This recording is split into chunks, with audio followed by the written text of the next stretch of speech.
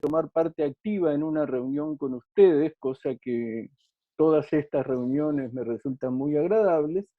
Así que les pido disculpas porque acepté y ahora voy a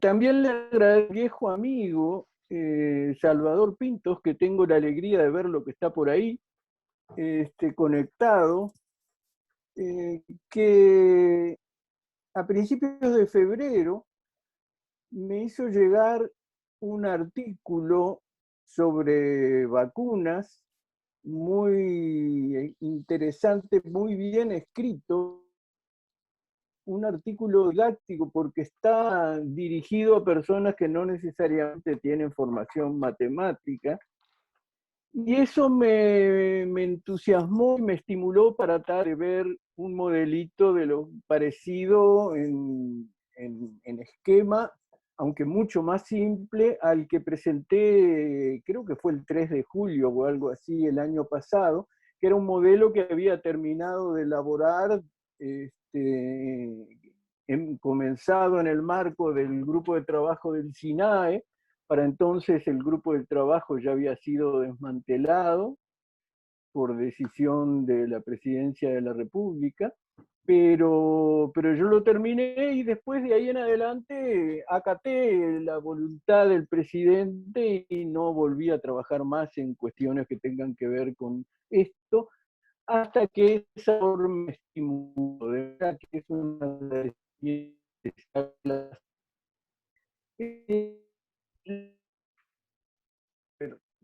Ah, se te escucha muy mal ahora. Voy a parar mi video. Exposición. Bueno, bien, escucho cortado esto que me acabas de decir. ¿Ahora se siente un poco mejor? Ahora se siente mejor. ¿Me oyen? Sí, sí. Sí. Voy a dividir la exposición en dos partes. Primero, algunos comentarios sobre el modelo CIR y luego la presentación del programa, el RBAC.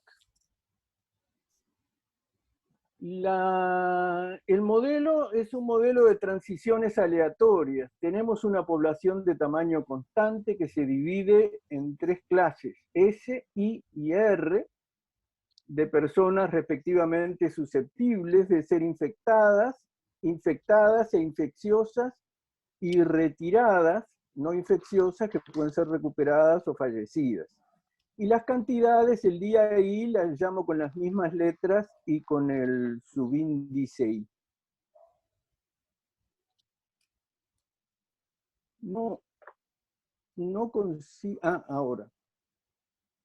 Cada día, independientemente, cada individuo en S es infectado con probabilidad proporcional a la proporción de infectados en la población, constante de proporcionalidad beta, y cada persona infectada se recupera o, bueno, se retira con probabilidad gamma. Entonces, como consecuencia de eso, la cantidad de personas que pasan de ser susceptibles a estar infectadas el día I es una variable binomial, que la llamo SI con una flechita, de parámetros SI, la cantidad, y la probabilidad beta por I sub I sobre N. La esperanza, entonces, condicional, dada la situación del día I, es beta SI sub I sobre N. Y de la misma manera, la cantidad de personas que pasan de I a R es binomial, I sub I gamma, y la esperanza condicional es gamma I sub I. Es decir, cada persona transita una cadena que tiene este esquema. La probabilidad beta I sobre N, por ejemplo, es variable en la medida que I es variable. En principio yo voy a tratar de suponer que beta es constante.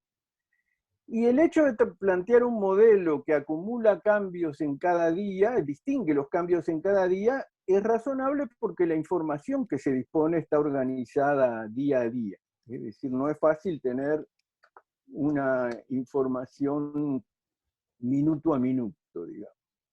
Entonces, si le llamamos X sub I al vector de los tamaños de las clases en el sistema, la distribución de probabilidades a partir del instante I depende exclusivamente de la situación en ese instante y de los parámetros, es un proceso markoviano.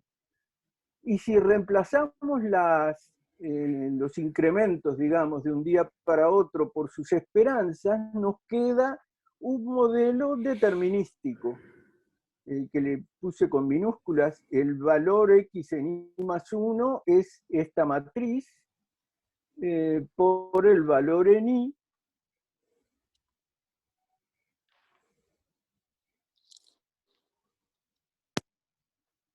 No he conseguido pasar de página con...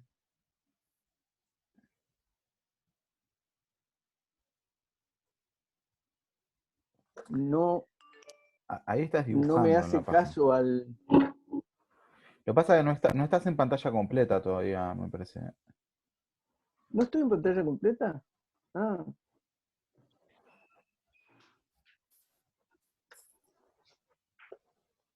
estoy escribiendo. ¿Qué habré...?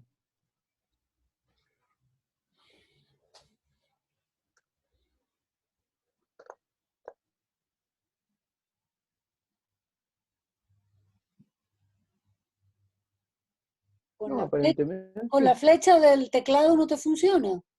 No, es lo que estoy usando. Bueno, ahora sí.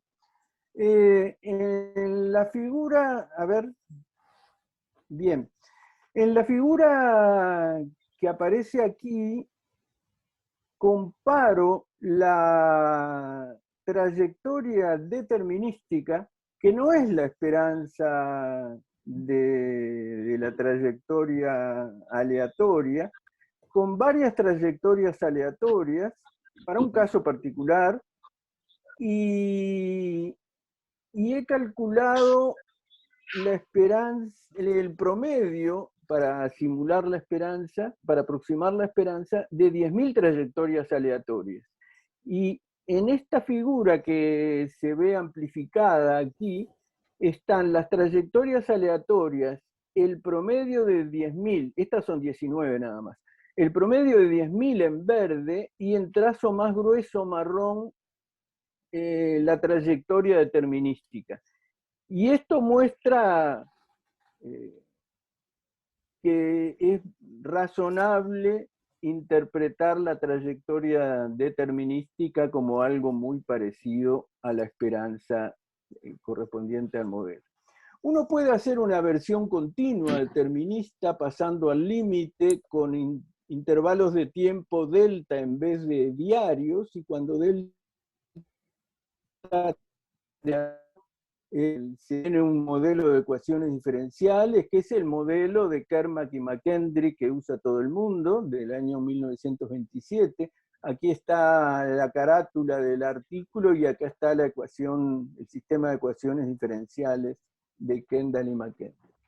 Si uno quiere un sistema, un modelo de características similares, aleatorio, que registre con tiempo continuo, de manera instantánea, los cambios, entonces se puede establecer que las personas susceptibles se infectan al cabo de un tiempo correspondiente al primer evento, un proceso de Poisson de intensidad variable, porque depende del tamaño del conjunto de infectados, y luego infectada se recupera al cabo de un tiempo exponencial de parámetro gamma por día. Le asigno los mismos parámetros, beta y gamma, a todas las personas. Uno podría tener en cuenta diferentes grados de vulnerabilidad, por ejemplo, por edad, por comorbilidades, que podrían afectar a beta, distintos tipos de cuidados que podrían afectar a gamma, y para eso habría que subdividir en clases, que no lo voy a hacer, o llegar, cosa impracticable por cierto, a asignar un beta y un gamma a cada persona. Interpretación del parámetro gamma. Bueno, el parámetro gamma tiene que ver con el pasaje de infectado a retirado. En la manera que lo definí, el tiempo que demora una persona en salir, o el tiempo que permanece infectada antes de ser retirada, tiene distribución geométrica, en el caso continuo exponencial, de parámetro gamma, y eso lleva a interpretar gamma como la inversa de la esperanza de la duración de la infección.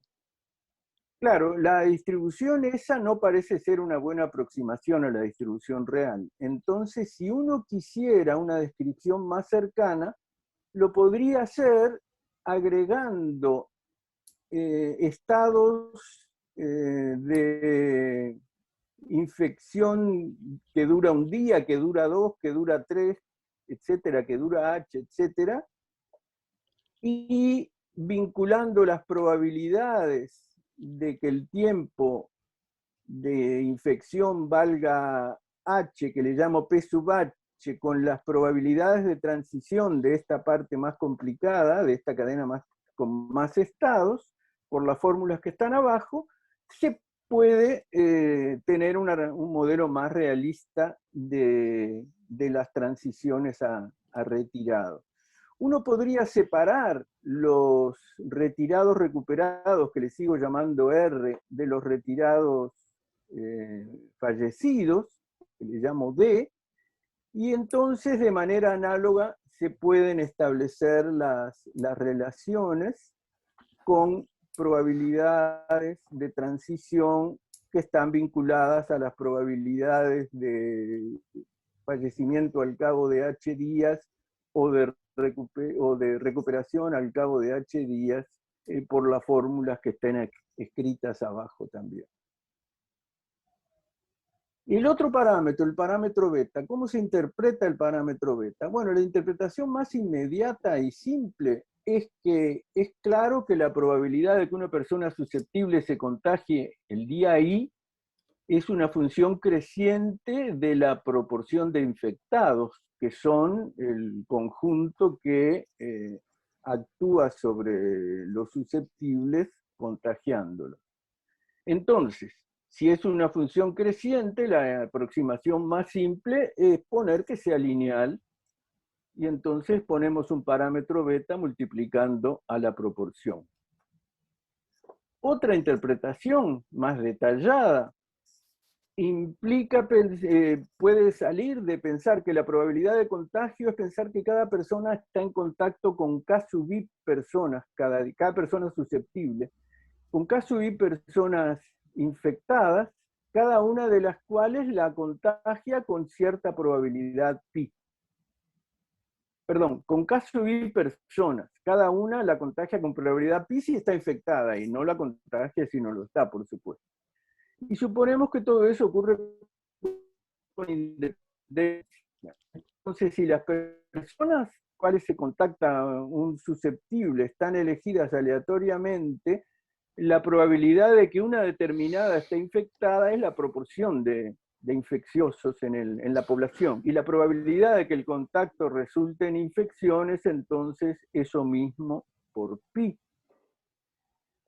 Ahora, la persona se infecta sí, solo si algunos de sus K sub I contactos la infecta. La probabilidad de la unión de que los contactos la infecten está acotada por la suma de las probabilidades, que si suponemos todas iguales, es K sub I por el valor anterior, que ya le llamo B sub I porque esa va a ser la aproximación que voy a usar.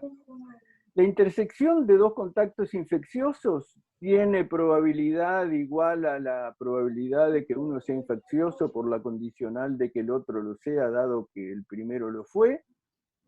Y la diferencia, la probabilidad de la unión, está aquella espantosa fórmula que dice que la probabilidad de la unión es la suma de las probabilidades menos la suma de las probabilidades de las intersecciones de A2 más la suma de la probabilidad de las intersecciones de A3, etcétera. Horrible fórmula, pero que acá nos permite acotar la probabilidad de infección inferiormente, restando la probabilidad de que dos sean infecciosos, de la intersección de dos. Y esa probabilidad es lo mismo que escribí antes, por la cantidad K sub i por K sub i menos 1 sobre 2 de parejas que hay entre los contactos. Eso es bastante, está acotado por B sub i cuadrado sobre 2 y es bastante menor que B sub i, porque en los casos que interesan B sub i es pequeño, entonces eso muestra que la aproximación lineal B sub i igual beta por pi sobre n, igual beta por i sub i sobre n, es razonable con beta igual a k por pi. Es decir, para cada día podemos estimar un beta i. Si suponemos, eso es una buena aproximación entonces del coeficiente de proporcionalidad, una buena estimación del coeficiente de proporcionalidad. En tanto, la movilidad y el número de contactos, por lo tanto, no cambie, eso se puede usar como que fuera una constante. En todo caso, si no lo es, se puede intentar aproximar por regularizando, cosa que va a aparecer en esta misma proyección. Según este modelo, ¿cuántos debe infectar? Voy a llamar el número de reproducción.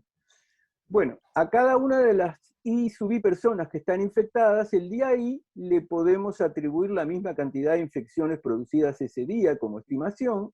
Le corresponden entonces SI sub I dividido I sub I. La esperanza condicional es beta SI sobre N. Y resulta un estimador para cada día de beta tilde sub I igual a N por SI sub I dividido SI por I sub I, despejando la igualdad de este parámetro con su esperanza. El siguiente diagrama indica para los últimos días de la pandemia en Uruguay, hasta ahora nada de esto tiene que ver necesariamente con Uruguay, ahora empiezan a aparecer ejemplos nuestros, por supuesto. Los puntos estos indican los beta tilde sub I. Si suponemos que beta es constante, tomaríamos un promedio o algo parecido, pero no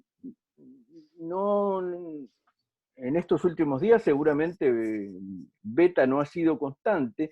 La curva en azul es una regularización de estos valores puntuales que pretende aproximarse un poco más a beta, a beta sub I. La regularización se puede hacer de diversas maneras. Regularización razonada a punto, por ejemplo, el último, tomar el promedio de los últimos 7, de los últimos 14, de los últimos 21, para pensar en semanas. Yo en vez del promedio lo que hice fue ajustar a los últimos puntos un modelo lineal y quedarme con el valor ajustado del último día. Por ejemplo, si está creciendo beta y yo tomo el promedio de los últimos días, voy a tomar una estimación por defecto. En cambio, si ajusto una recta y me quedo con el valor ajustado del último día, no voy a tener una aproximación por defecto. O en todo caso voy a tener una aproximación por exceso o por defecto de acuerdo a la concavidad que venga teniendo esta curva que está creciendo. Esta regularización está tomada de esta manera, con una aproximación con un modelo lineal, provee modelos más detallados que el modelo que tiene nada más que el ajuste de una recta, y me daba muy escabrosa el andamiento de la curva, así que me quedé con un modelo lineal. Es un modelo lineal con una recta. Bueno, si beta es constante, beta SI sobre N, además es una cuota superior de las esperanzas para los días subsiguientes, porque SI es la cantidad de susceptibles que decrece. Si multiplico eso por la esperanza del número de días que dura la infección, tengo una aproximación por exceso de la tasa de reproducción de los infectados, que la llamo ahora RT tilde sub i, que en función de beta tilde sub i está dada por esta fórmula. Es posible estimar independientemente la tasa de reproducción, como la vemos todos los días en el maravilloso informe que nos manda con mucha constancia y mucho denuedo Ernesto Mordecki, y se puede obtener con el paquete EpiStim de R, y esa estimación independiente independiente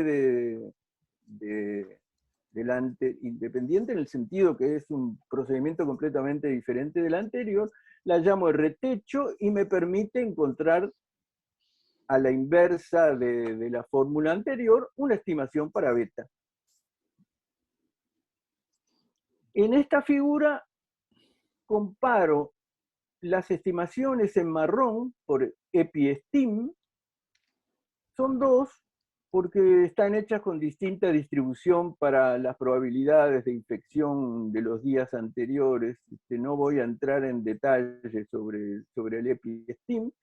Y en anaranjado, el beta que tenía, debe ser el mismo que les mostré antes, acá que estaba en azul. Y bueno, se ve que hay cierta relación, pero depende mucho del valor de gamma. Entonces, este ajuste relativamente coherente de las dos estimaciones de R corresponden a un gamma igual a 0,1, y usé ese gamma en vez de un 14avo típico que solía usar antes para el parámetro gamma, para que de alguna manera está influido justamente por los valores observados. Y acá ya puse la primera transparencia de vacunas. Terminé con el modelo, los comentarios sobre el modelo SID. ¿Qué pasa con las vacunas? Bueno, se vacuna a un conjunto de personas susceptibles y a raíz de la vacunación pueden pasar a estar vacunadas pero seguir siendo susceptibles porque las vacunas no son totalmente efectivas, o estar vacunadas y quedar inmunizadas. Le llamo BS y BI a esas dos clases. BI se parece a R, pero la diferencia entre BI y R es que R fueron infectados y BI no fueron infectados. BS parece a S, pero la diferencia es que los BS no van a ser vacunados porque ya lo fueron, y los S sí van a ser vacunados, pueden ser vacunados, con lo cual resulta razonable que hay que conservar estas 6 clases. El modelo que les voy a presentar usa estas 6 clases, pero yo ahora voy a hacer algunos comentarios que tienen que ver quizá con otras clases. Pero antes que eso, ¿cómo proceden las transiciones de este conjunto de estados? La descripción puede ser de esta manera. Cada día, el día I, digamos, son vacunadas a personas susceptibles. Esta transición es una transición determinística. Se eligen a personas y se vacunan y van a parar a una clase que le llamo B en rojo. Y las restantes van a quedar en una clase que les llamo S roja. De ahí en adelante viene el azar.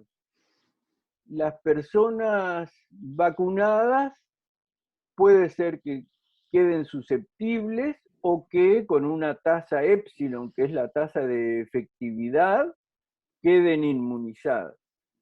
Cuando quedan inmunizadas, ahí se quedan las susceptibles y las que quedaron en ese rojo, con la probabilidad de infección, son infectadas, con la probabilidad B de la que hablábamos antes, vinculada con beta, y acá le puse B', porque es posible que los vacunados se desentiendan un poquito de las precauciones que venían tomando cuando eran susceptibles, porque aunque son susceptibles, tienen la esperancita de estar inmunizados. Pero yo voy a usar la misma, B' igual a B, pero señalo que cabe la posibilidad de distinguir. Las otras transiciones son las obvias, con probabilidad gamma, los infectados pasan a retirarse, con probabilidad lambda multiplicada por gamma fallecen, y con probabilidad complementaria 1 menos lambda por gamma quedan recuperados. Ahora, ¿cuándo se vacunan? No el día que los inoculan, el día que hay que considerar como día en el cual se produce la transición a inmunizado o a susceptible, es el día de la posible inmunización, que es bastante posterior al día de la aplicación de la vacuna. Se puede hacer un diagrama más completo que incluya una posible reinfección con tasa upsilon.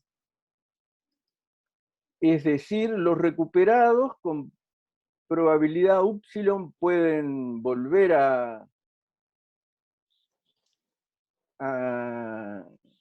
ser susceptibles, es decir, perderán la inmunización temporal, a partir de lo cual serán o no infectados, y también los vacunados quedan susceptibles, pierden la inmunidad. La tasa puede ser diferente, y el tiempo de reinfección con este diagrama sería geométrico. No es razonable pensar en una reinfección con distribución geométrica que empieza un cierto valor un día y va decreciendo a medida que pasa el tiempo. Es bien diferente. En los primeros tiempos es de suponer que la probabilidad de perder la inmunidad, ¿no?, que es un paso anterior a la reinfección, esa probabilidad debe ser ínfima, y al cabo de un tiempo, no sabemos cuánto, ojalá que mucho, puede perderse esa inmunidad. Entonces, lo que se podría hacer para tener en cuenta eso es poner en estas transiciones de probabilidad upsilon por el estilo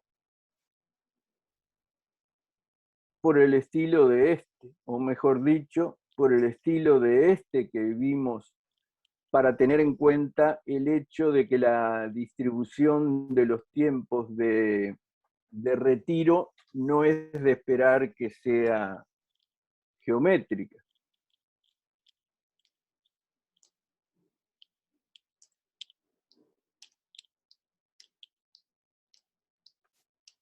Podría ser que se aplicaran varias vacunas. Eso implica un esquema un poco más complicado.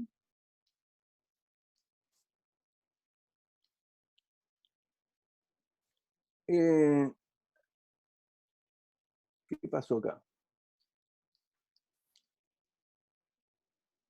Un esquema más complicado, con distintas efectividades de cada una de las vacunas y distintas cantidades de vacunados, A1, A2, AK, que en total son una cierta cantidad. Todo esto cada día, ¿verdad? Las transiciones se vuelven bastante más complicadas, y a esto todavía se le puede agregar el regreso a S, es la susceptibilidad, es decir, la pérdida de la inmunización en VI y en R, y agregar que esa pérdida se puede modelar por una sucesión de estados para tener en cuenta la distribución, y lo mismo la sucesión de estados para el pasaje de infectados a retirados o recuperados o fallecidos. De modo que el modelo se vuelve sumamente complicado.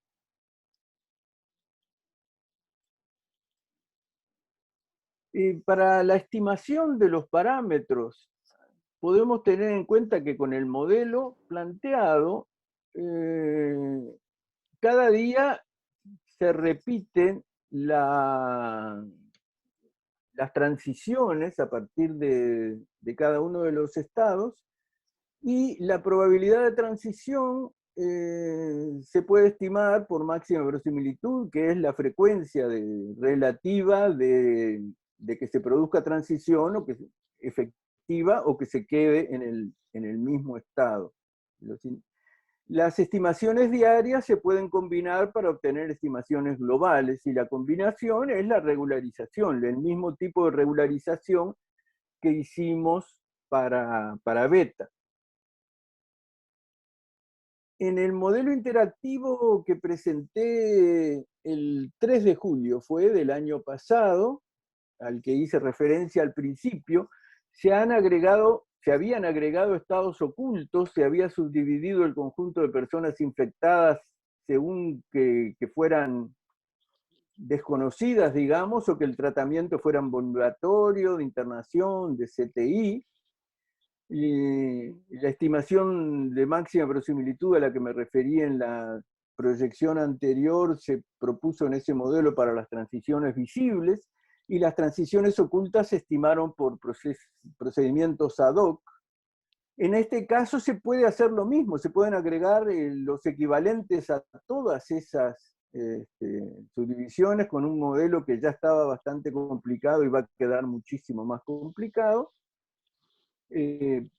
Manejable porque las estimaciones se pueden hacer, y también quedan transiciones ocultas que se pueden estimar de manera análoga al modelo de julio pasado, o usar estimaciones exógenas, como por ejemplo la eficacia de la vacunación, que usamos como estimación lo que nos dicen los estudios que se han realizado por las vacunaciones en otros países. Les recuerdo cómo era ese modelo, con estados ocultos y con estados observados donde los infectados eran un cierto número de clases.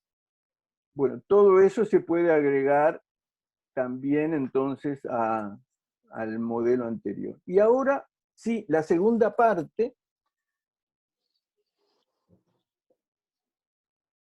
la simulación. El modelo RBAC que les mandé de seminario hace unas semanas, como mencioné, les mandé esta dirección. Ahí hay una simulación interactiva del modelo más simple de todos, el que tiene los 6 estados, sin reinfección, y se accede libremente en esta dirección. El modelo tiene clases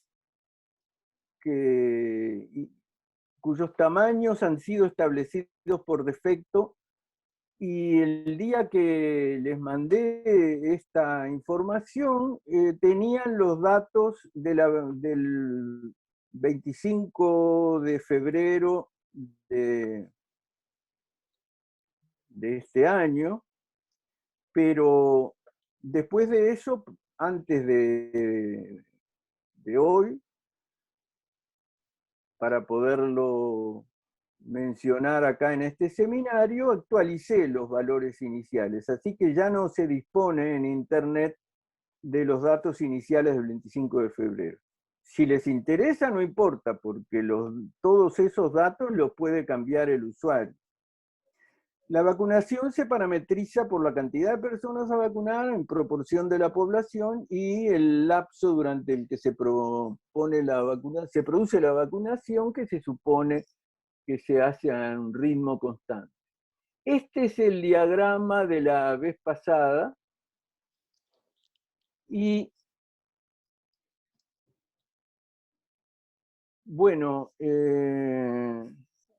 acá se describe lo que hace el programa, grafica la evolución de las cantidades acumuladas de personas infectadas, las inmunizadas, las fallecidas, y la cantidad diaria de infección activa en distintos colores. Y acá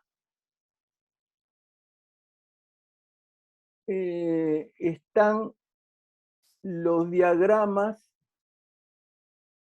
que corresponden a los datos por defecto. Es el mismo diagrama en 3 escalas. Una que corresponde al máximo de infectados, perdón, de inmunizados. Verdes son los inmunizados. Debo haberlo dicho bien. Inmunizadas contra el virus. Acá en marrón, en el original estaba en amarillo, me hicieron notar que el amarillo se ve poco. En marrón está el número de infectados. En anaranjado, el número de infectados activos. Y no puse otra para el número de fallecidos, que está en gris. Además de los diagramas, el programa ofrece unas leyendas. En una leyenda, primero nos dice quiénes son los que están en verde, son los inmunizados, pero nos dice cuál es la esperanza del número de inmunizados al final del periodo en que se hizo el cálculo. En marrón están los infectados y nos dice la esperanza al final del periodo. En anaranjado, los activos, y nos dice el máximo alcanzado de infectados activos y la esperanza al final del periodo. Fíjense que se está acabando la pandemia. Los fallecidos, la esperanza al final del periodo, y el primer día sin infectados activos no se alcanza antes de 300. 300 es el número de días en que se hizo el cálculo, pero como ven ustedes, no debe faltar mucho para que se alcance. Efectivamente, yo hice el cálculo y se alcanza en 360. Bueno. Los mismos diagramas, pero aleatorios, es decir, en vez de la trayectoria determinística, 19 trayectorias aleatorias, se puede elegir el número, pero acá son 19, que es el número por defecto, se parece mucho, solo cuando la escala es más grande se nota que en realidad no es una curva, sino que son varias. Y naturalmente esto da una idea de la variabilidad debida al azar que pueden tener. Sí, justamente las leyendas ahora nos indican algo que se parece a un intervalo de confianza, que no lo es para cada situación es el máximo correspondiente a las 19 trayectorias y el mínimo correspondiente a las 19 trayectorias. En este caso, los inmunizados al final del periodo, lo más que se obtuvo fueron esta cantidad, 1.536.981, y esta otra cantidad como el mínimo de los valores que se obtuvieron. Y lo mismo con todos los demás. Acá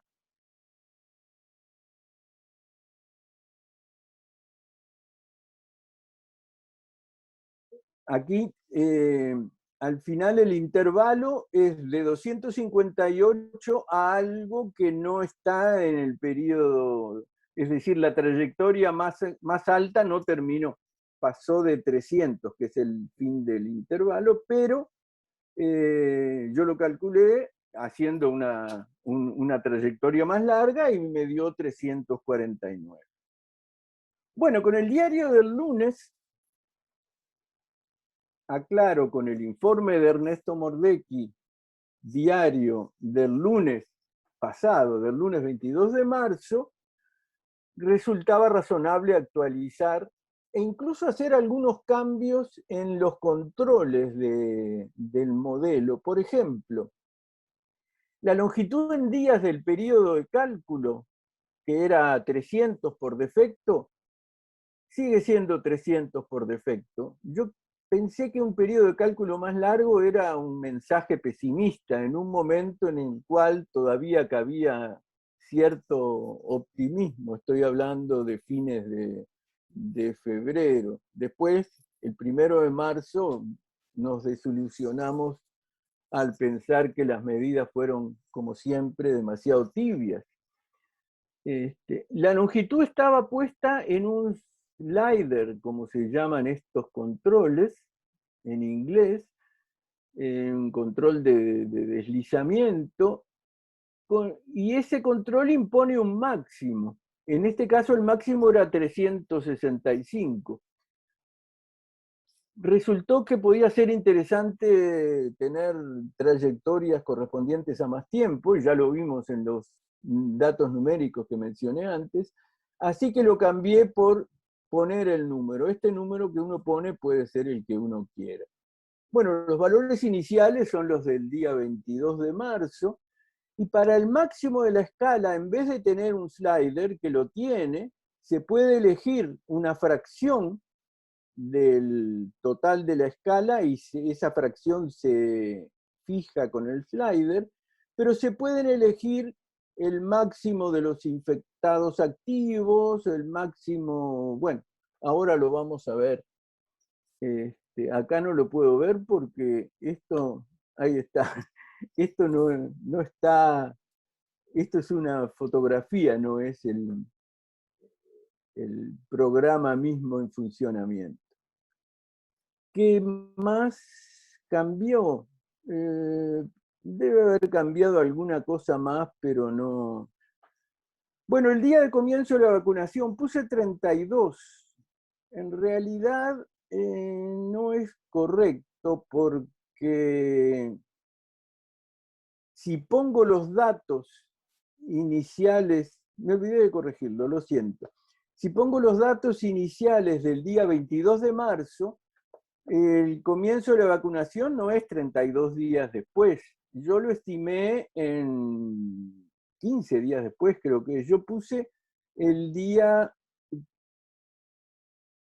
32 a partir del comienzo de la vacunación, del 1 de marzo. Pero entonces eso es el día 15 a partir del 22 de marzo o algo parecido. No quiero agregar al trabajo que me da pasar de una transparencia a la otra el hacer una resta. Bueno, los nuevos diagramas determinísticos no agregan mucho a los de antes, simplemente que ahora corresponden a los datos por defecto, así que no me voy a detener, y las leyendas también corresponden.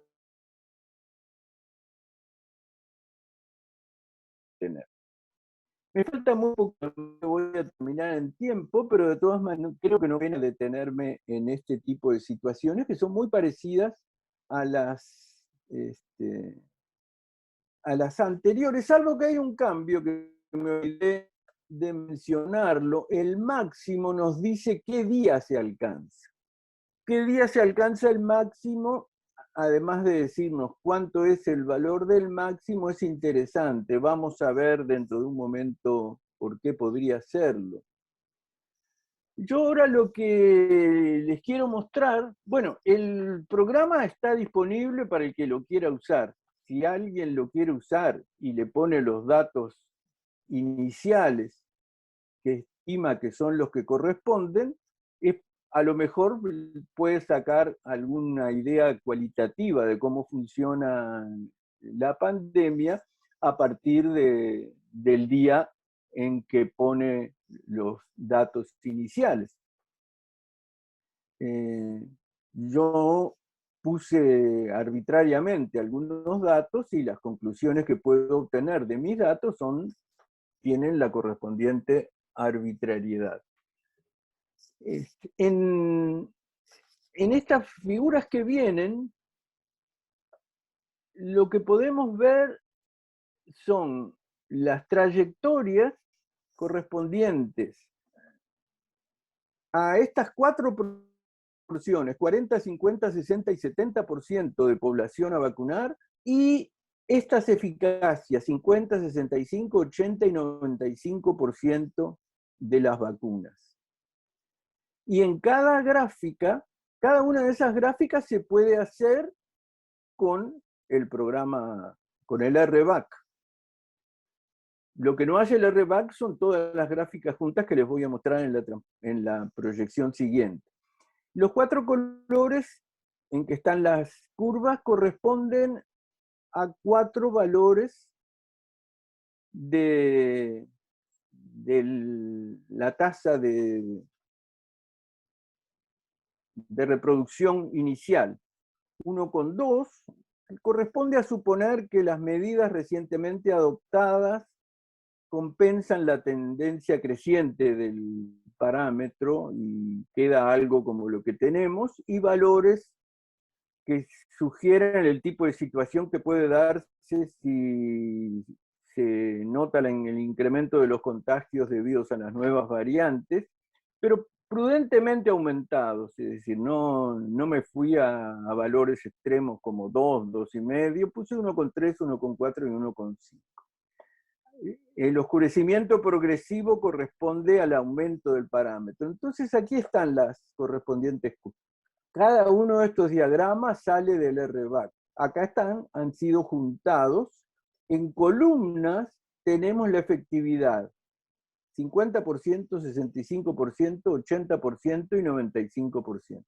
Y en filas tenemos la proporción de vacunados. 40%, 50%, 60%, 70%. Y estos son los infectados activos. Entonces se ve al principio con poca efectividad o poca proporción que la epidemia sigue creciendo hasta el día 600. Pero en cuanto aumenta la efectividad o la proporción de vacunación, se llega a un extremo en el cual hay una reducción interesante, digamos, del número de infectados activos, y las diferencias de acuerdo a que el número de reproducción sea 1,2 a 1,5, están dadas, evidentemente, cuanto más chico el número de reproducción, más baja la cantidad de infectados, y cuanto más grande, más alta. Ahora, se puede hacer un comentario que tiene que ver con este diagrama justamente. Hay una correlación entre el número de personas infectadas activas y el número de personas internadas en CTI. Si hacemos los cocientes de CTI por infectados activos con un retardo J, y acá en esta va de 0 a 21, es 0 el penúltimo de los diagramas, entonces encontramos variaciones importantes en parte del tiempo. Esto va de 0 a 375, que creo que es el último día el número que le corresponde al lunes pasado. Va hasta el lunes pasado, si no es ese número que le corresponde, será otro. Y nos permite ver, sin embargo, que hacia el final del periodo se estabilizan bastante. Después empieza a haber unas variaciones que vuelven no confiables las estimaciones que podrían salir de usar estas curvas. Estos son valores que, una vez regularizados, de la misma manera que hablé de regularizar con un modelo lineal y tomar el valor ajustado al final, nos dan esta variación que va entre 1,4% y 2,2% más o menos. Y el valor que yo encuentro razonable elegir, debido a, mientras permanece cierta constancia de estos diagramas, anda por los 1,8 o 2%. Recuerdo que al principio, cuando mirábamos datos de otra parte, justamente el 2% de CTI, mitad fallecidos y mitad recuperados, eran más o menos números que manejábamos. Bueno, un aparente aumento de la letalidad, como se ha detectado en Brasil, justifican tener en cuenta valores un poco mayores también de la proporción. Bueno, si estimamos en unos 450 cupos para internación de pacientes COVID en CTI, y esto tiene en cuenta la promesa del presidente de la República de los 129, 100 digamos, que van a aparecer, encontramos techos de este número dividido por el cociente, que nos dan no techos para internación en CTI, techos para el número de infectados que corresponderían al techo de CTI. Y esos techos son 25.000, 22.500, 20.000, y esos techos los agregué este es el mismo diagrama que les mostré antes, pero tienen los techos de 25.000 y de 20.000. Y ahí vemos el calificativo que he aprendido que se usa, que es políticamente correcto para decir cuando una situación es espantosa, es decir que es preocupante. Y cuando lo que uno quiere decir es que ya se desbarrancó todo y que no hay forma de arreglar las cosas, se dice que es complejo. Yo creo que la situación esta es preocupante. Yo diría que tengo el optimismo de no decir que sea compleja todavía. Pero fíjense qué cerca estamos, aún con el verde más clarito, y distintas situaciones de estas, estamos relativamente cerca de esos márgenes, que quién sabe si estimé bien el 450 o si va a ser menos, quién sabe si el personal que tiene que acompañar las 100 camas que estoy agregando en vez de 129 por las dudas, va a estar preparado para el momento en que se produzca ese máximo. Ese momento no es muy próximo. Bueno, en el peor de los casos, al cabo de hay que mirar cuándo la curva corta al techo. Tenemos unos 60, 70 días antes de la saturación. Si todo esto funciona, muchas cosas pueden cambiar, de manera que no hay que pedirle a estos diagramas más que lo cualitativo que pueden dar. Y como llegué, me queda medio minuto para terminar, les muestro una comparación que sirve para responder qué hubiera pasado si la vacunación hubiera comenzado un mes antes. Aquí están los diagramas de fallecidos. Son pequeñas, aunque una diferencia de uno, tratándose de fallecidos, es una diferencia no descartable para nada, pero van entre 87 y 62 al cabo de 600 días. Algo que muestra quizá mejor lo que podría haberse ganado, mejor desde el punto de vista cuantitativo, lo que podría haberse ganado empezando un mes antes es los números que dicen cuál es la diferencia en días persona de confinamiento. Entonces, de acuerdo a la eficacia y a las proporciones, tenemos, por ejemplo, que si la vacunación es en una proporción de 70% con una eficacia de 80%, vamos a decir, 16% se hubiera dado un 16% de confinamiento con la correspondiente consecuencia económica, social, etc. Con 95 sería 18,3. vacunas poco efectivas, es claro, la diferencia es poco porque son poco efectivas, justamente. Tiempo más, tiempo menos no hace mucha diferencia, como aparece aquí arriba. Y finalmente comparo dos eficacias, 50 y 80% para varios valores de R0 que aparecen ahí arriba, y están las curvas que ustedes las pueden ver, pero que no les voy a dar tiempo para que las vean, porque se llegaron las 11:30, así que doy por terminada la charla y les agradezco mucho la presencia. Bueno, muchas gracias, Enrique.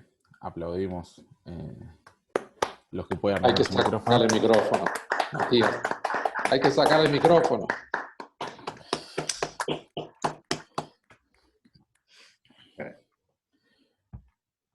Bueno, como siempre, muy bueno, Enrique. Y está bueno que nos hayas compartido algunos adelantos del programa este en Shiny para el que quiera jugar poniendo sus propios datos. Bueno, no sé si alguien tiene comentarios o preguntas para Enrique. Sí, Enrique. Adelante. Pregunta.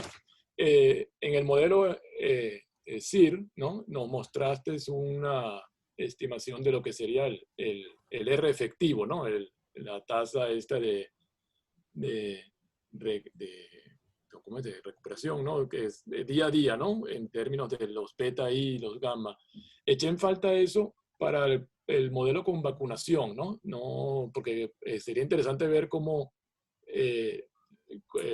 cuando entra la vacunación, cómo entonces va cambiando ese R efectivo, ¿no? Día a día, ¿no? Supongo que, es decir, ¿cuál es la incidencia de la vacunación en el R? Porque si bien en casi todas tus simulaciones nos dan que, bueno, en Uruguay, ¿no? No hablemos de España, no, en Uruguay faltan como 600 días para que, digamos, acabar completamente. También hay una cuestión de que cuando ya esa R pues se mantenga siempre muy por debajo de 1, se puede considerar que, bueno, la población está, o que el virus está bajo control. Bueno, ¿no? es endémico. ¿Vale? Exacto. Entonces, bueno, sin llegar a ese cero absoluto de infectados, sería interesante ver en qué momento también ese R efectivo con vacunación va descendiendo, se mantiene siempre por debajo de 1, ¿no? Entonces, exacto, aquí tú tenías este RI, pero para el caso de los SIR, ¿no? No sé cómo sería para el caso en que entra la vacuna. Bueno, lo que pasa es que este modelo es muy limitado por muchísimas razones, pero en particular, todo el tiempo durante el cual se simula el comportamiento, los parámetros permanecen fijos. Así que lo que se está suponiendo acá es que beta está fijo. ¿Qué me pasó acá? Que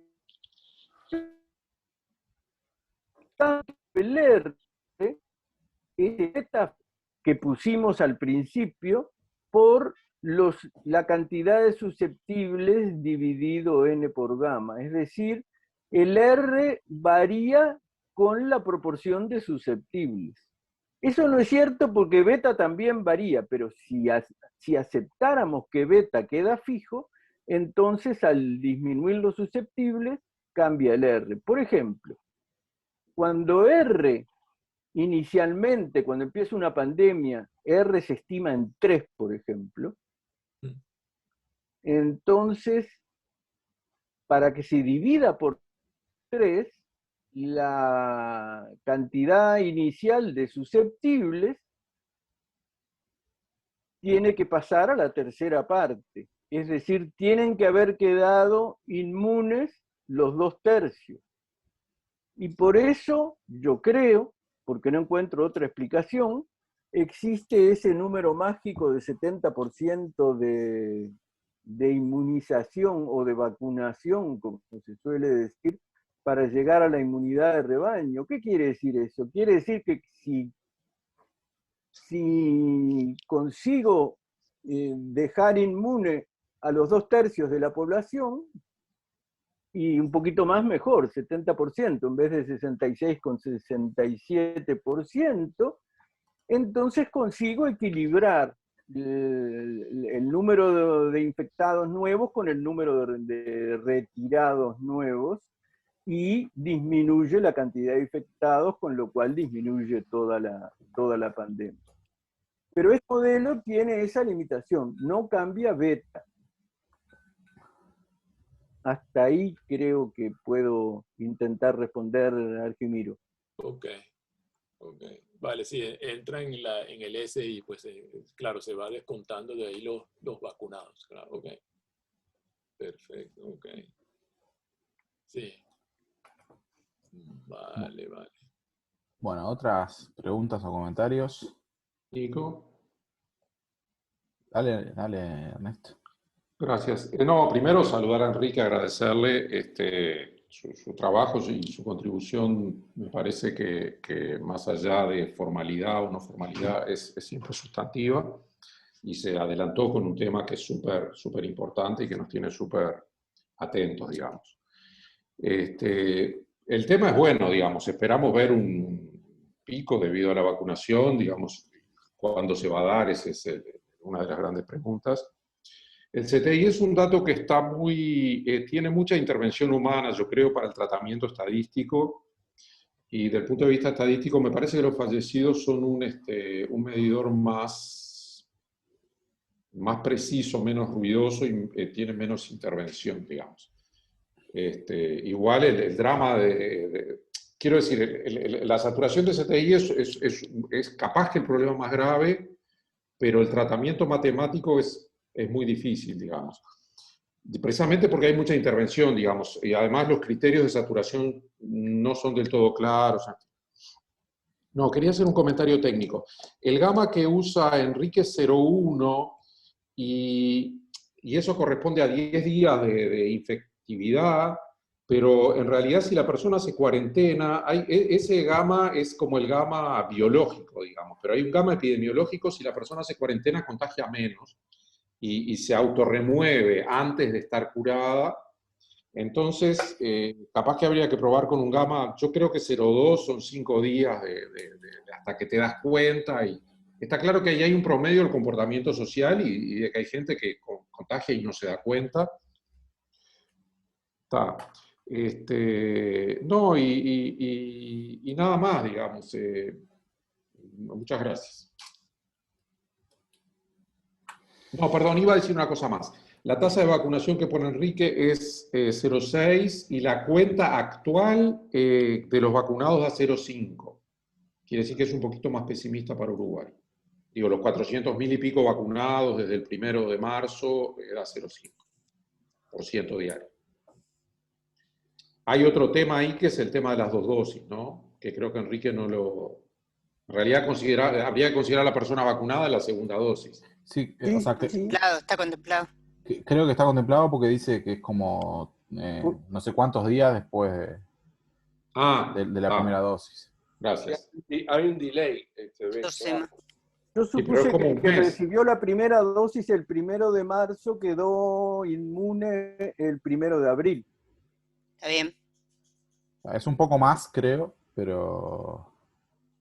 20 días más o menos entre una y otra y 10 días más para la inmunidad.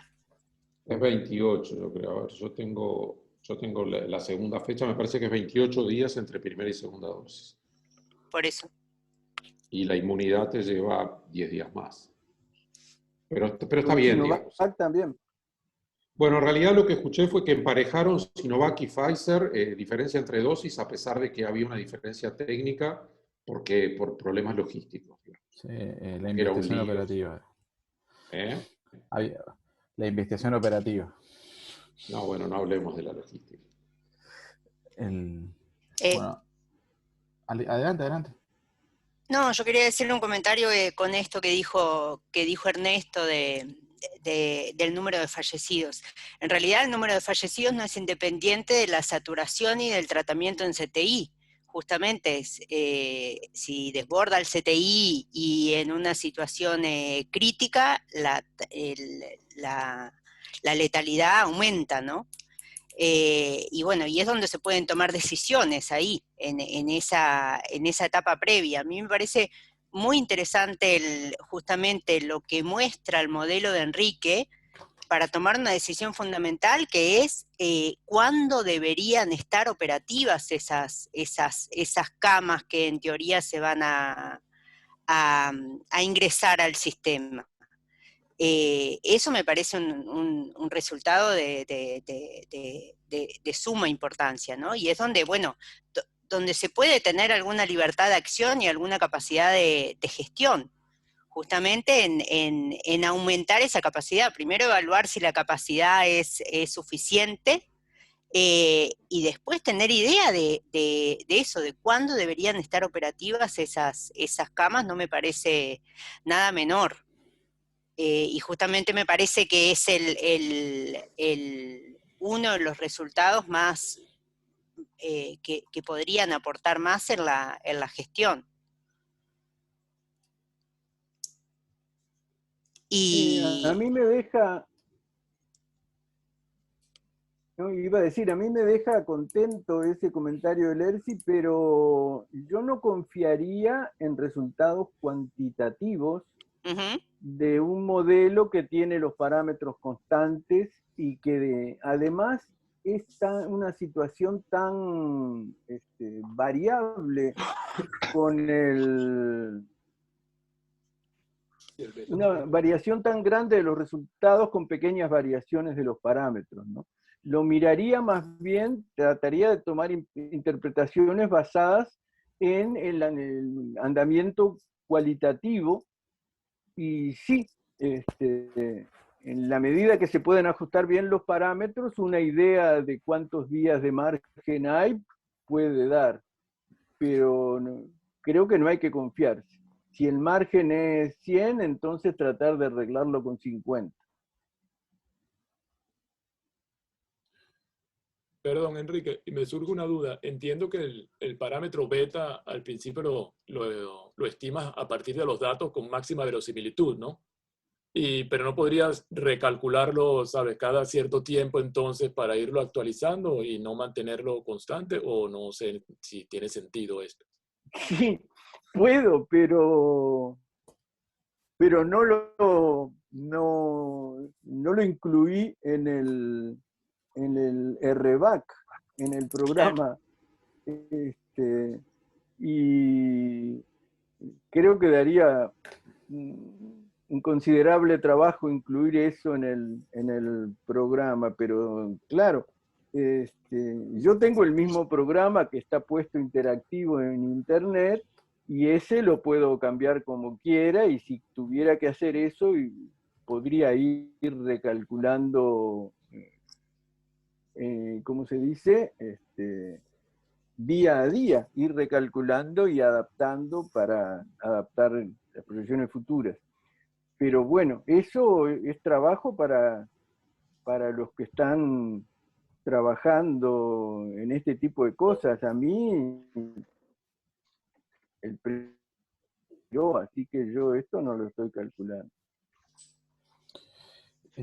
Perdón, Enrique. Dale, adelante, Juan. Mi pregunta va desde la ignorancia matemática, porque no lo soy.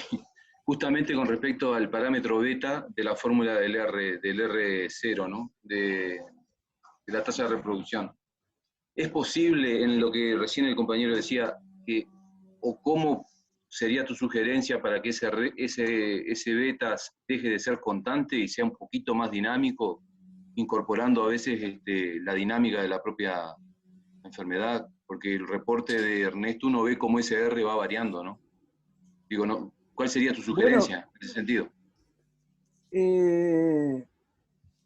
Acá tienes en este diagrama están los beta diarios, es decir, los estimadores de cada día del beta, que es un estimador muy poco confiable, con una volatilidad enorme, pero suponiendo una variación con cierta regularidad del beta, al regularizar los valores diarios, se obtienen curvas que varían como el R.